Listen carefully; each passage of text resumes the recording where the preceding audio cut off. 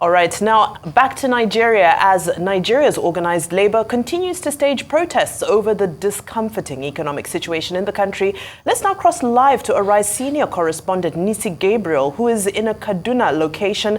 He's going to fill us in on what the workers are saying. I believe Nisi is with the NLC chairman for Kaduna State. Good afternoon. Welcome to the program. Nisi, take it away. What's happening on the ground? All right, good afternoon. Thank you for having us here in Kaduna. Well, just like you know, this protest is happening across the Federation. And here in Kaduna, they were not left out. The organized labor took to the streets to protest economic hardship currently in the country. And they also say the current minimum wage, they are not satisfied with it. A bag of rice is ×2 in the market. As you can see, placards here, they are holding placards. A bag of rice is more than 2x. Our minimum wage, we are dying. Also, like you can see here, stop importation of petrol, fix our refinery now. So these are some of the messages that the organized labor were saying as they took to the streets to actually express their grievances and that of workers entirely here in Kaduna State. I have right here with me members of the organized labor and their chairman, the person of Ayuba Suleiman. Thank you for joining us on Arise today. Yeah, good afternoon, viewers. Yeah, so walk us through some of the objective of this protest and your message to the federal government. Yeah, the message is very simple. We are saying Nigerians are hungry. We're saying there is insecurity, and we're saying there's hardship in the country. I think this is something that is obvious. All other people, more especially those of us in the downtrodden, the working class, the workers, are really suffering. And this is an outcome of the policy of the federal government of removal of the fuel subsidy without any tangible option on ground. This is why the simple message we took across. As you can see, we have just concluded the protest. And to God be the glory, it was peaceful, it was successful. But the message is simple. We're telling the federal government and the elites, the politicians more especially, that there is hunger in the land. And people are not happy, people are crying, people cannot put on the table. Families, they cannot get the 3 square meal as usual. So that is the message. Recall that immediately after the removal of the petrol subsidy by the federal government, they approved the disbursement of 5 billion naira to states, and of which in the first tranche, state governments got 2 billion naira. So are you in talks with this Kaduna State government, and are you satisfied with how that money, the 2 billion naira, was used in tackling the sufferings of the downtrodden? Yeah, I was, to be frank with you, we are part of the committee that really came up with the recommendation on how the state government will go about the 2 billion. And we resolved as a committee, which I represented the organized labor, more especially the Nigeria Labour Congress, for the purchase of food rice as food stop, and it was shared through the 23 local government in the state. Then we all came to agreement in the committee that we should take care of the people that are vulnerable, with the intention that the remaining 3 billion is coming, workers and other class of the society will be taken care of. So to be frank with you, I was part of it from the starting and until it was ended, and it was successful then. Yeah. Also, one of your messages is that the federal government should cut down the cost of governance, because you did say that the elites are not feeling the sufferings of the people, because the people are really suffering. Now, walk us through. Transportation is one key area that affects your constituents, the workers in particular. What solution, or what do you want the federal government or the state governments now to do in terms of subsidizing transport? Yeah, you know, part of what we have agreed, our national leadership during the negotiation, if you remember, the 16 points agreement we reached in September, was the provision of CNG buses, if you remember. Have you seen anyone? Not yet. Yeah, this is what we're saying. Like the federal government is not so committed to that agreement. That is why we came back to restart, and we have given an ultimatum of 14 days. And we have extended it to 2nd of March, whereby we're going to embark on a national strike. But for now, today and tomorrow, we're taking a peaceful national protest, which we have just concluded in Kaduna State. To go back to a question, that was not available. Nobody can see any CNG bus. So it means the federal government has not fulfilled that promise. And particularly on the issue of transportation, you can see Even those that are using diesel, you can see the cost now is over 1,600. You can see, I'm aware, somebody informed me that just yesterday, some filling stations have increased the pump price of the petroleum from 640 something, some 50 something to 670 yesterday. So this is what we're saying. And I think, as I've said earlier, it is obvious. That is why Nigerian masses are suffering. We, the workers, the 30,000 you're giving us can now not even take us to the nearest bus stop. So what would be the benchmark now for the minimum wage? What are you guys seeking for? The NLC is proposing ₦1 million as a minimum. You understand? We started with 200,000, but getting analysis, we have sent for a research through our scientists. We came up with a template of a simple ₦1 million per a worker. I think it will the go. level of inflation in the country, really. But do you think that's feasible? Yeah, the government have money. They have money. They can do it. Are you sure they have money? Yeah, I'm very much. Nigeria is an endowed country. You can see how they are going about. Have they reduced the fleet of their their convoy? They have not reduced anything. So they can do it. They can do it. It's feasible. Yeah. All right, you've heard from the state chairman, the NSC state chairman here in Kaduna State, in the person of Mr. Ayuba Suleiman, and the call is simple. Nigerians are suffering.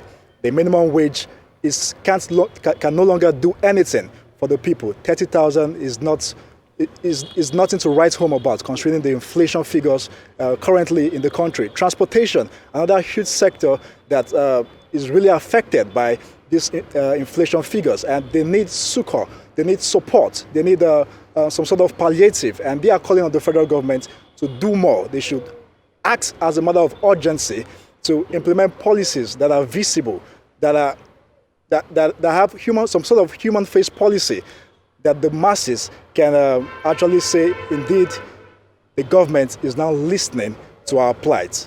So that's it from Kaduna State. Back to you in Lagos.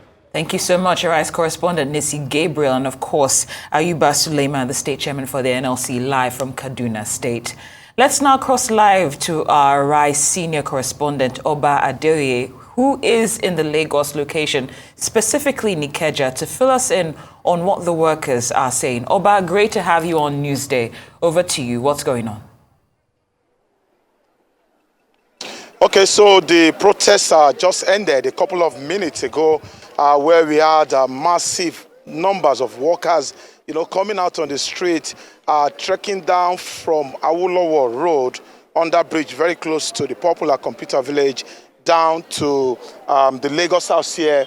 This complex houses both the Lagos State House of Assembly and the governor's office. So they came here and they were received by a member of the State House of Assembly, who assured them that he will pass their message across to the appropriate authorities, namely the governor and, of course, the entire House of Assembly.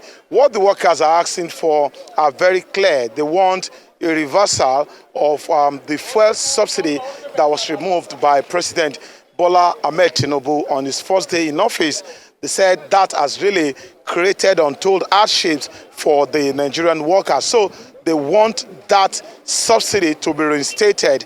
They also want people in government to make sacrifices by, cutting down on the number or on the volume of luxury that they enjoy. That if indeed they are serious about, people making sacrifice, to manage the economic hardship in the land. They said the government should be the force to make the sacrifice. They are also asking for a living wage for the Nigerian worker.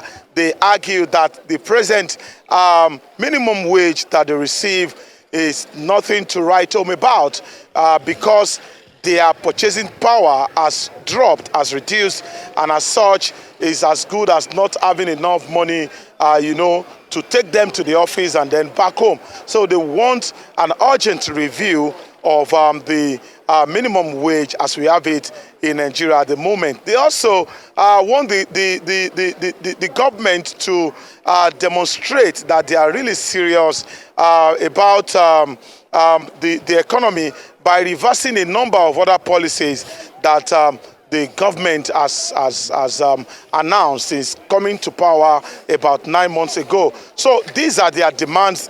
These are the things that they have put on the table for the government to consider in order for them to move on. So the protest continued tomorrow, like they told us before. It's a 2-day protest. The first one is today, and tomorrow will be the second day of the protest. Today's protest was very, very peaceful and orderly. The police were very friendly with the protesters. It got to a point that the Commissioner of Police in Lagos State had to order for truckloads of water and biscuit. And then, it's a rare scene where you see the police giving out refreshment to protesters in Nigeria. It happened today in Ikeja, where the police chief ordered for bottled water and, of course, packets of biscuit that were shared among the protesters. It was a very, very friendly protest today. There was nothing like somebody coming to hijack the protest. You remember that before the protest, the leadership of the Nigerian Labour Congress, the national leadership, had expressed fears that the government was putting together a group of people to hijack the protest, to attack them.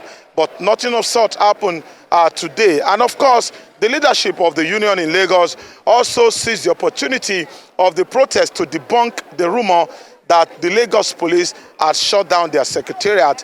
They said nothing of such happened, that members of the public should disregard such a fake news. So Barrister Femi Falana was also on hand to address the protesters. He mentioned a lot of things, and part of his recommendation is that the Lagos State House of Assembly should, as a matter of urgency, pass a law that will be known as the Social Security and Unemployment Law, where members of the public who are still struggling to make ends meet will have something to fall back on. And the protesters, let me also add that the protesters demanded that tomorrow they want the governor to personally address them, citing the case in Oyo State where the governor of that state, Engineer Seyi Makinde, came out in person to receive the protesters and to address them. So the Lagos protesters also requested today that tomorrow they are not going to listen to anybody short of the governor. They want the governor of the state, Babajide Olusola Sanwo-Olu, to come out and address them in person. So it was a very peaceful protest, like I told you, and just a moment ago, the protesters dispersed and everybody went back to their offices. Thank you so much for that update, Oba. And of course, great to see that the spirit of democracy is alive and well as everybody got to protest. And, news of police sharing refreshments to protesters is music to one's ears. So, of course, we do wait until day 2 of the protest. I will continue tomorrow. Rise senior correspondent Oba Adeoye live from Ikeja, Lagos. Thank you for that.